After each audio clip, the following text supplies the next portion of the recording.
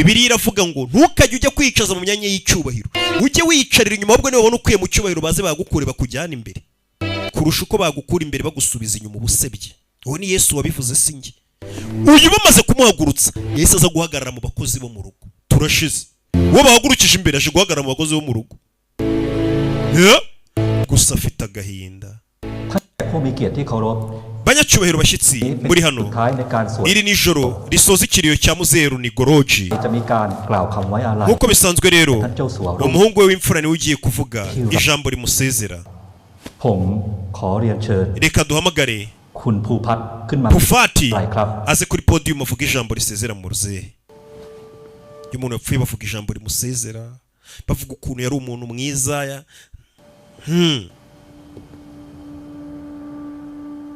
Nawe nkurikiye n'upfa niko tuzavuga, kandi uriyizi imfura.